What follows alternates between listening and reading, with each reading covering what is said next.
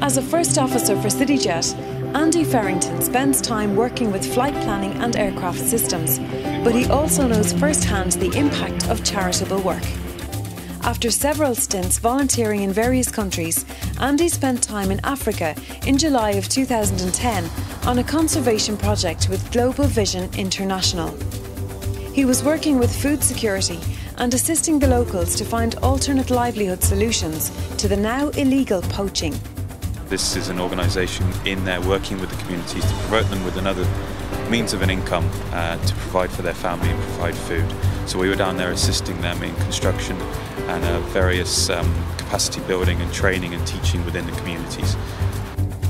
GVI runs responsible volunteering programmes in over 40 countries around the world, assisting with projects set up by the local communities. I try to spend as much time as I can travelling, and when I travel I also like to be quite actively involved in the communities. In previous trips I have done volunteer placements in conservation, construction, and teaching in various communities in South America and Africa, and really in Africa was really where I wanted to spend some more time.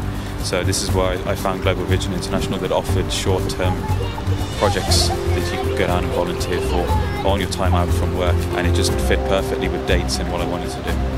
Andy's first trip to Kenya impacted on him in such a way that he wanted to return to the country. He had assisted with the construction of a storeroom, but the project wasn't complete.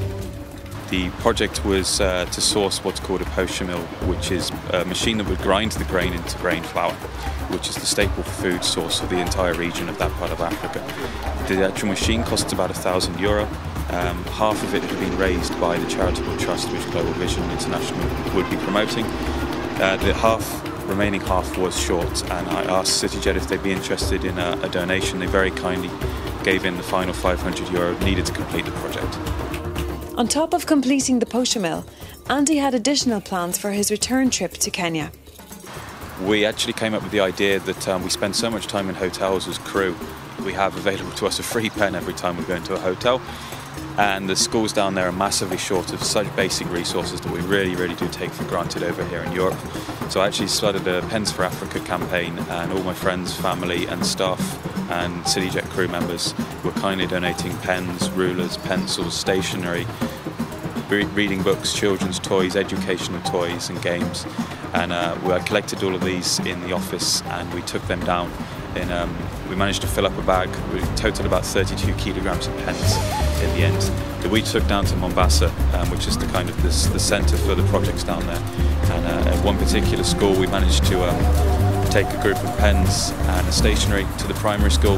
The head teacher was so overwhelmed by this particular day, he knew we were coming, that he cancelled the lessons for about an hour, called every single pupil out of the lessons into the courtyard, lined them up in a big long line, and made sure that we handed out a pen to every single pupil in the school, which may seem like a very small gesture, if not nothing, over here in Europe, but I can assure you it would go quite a long way in Africa. So it was incredible to see, and I'd really like to say thank you to all the CityJet crews, staff, friends and family who have donated.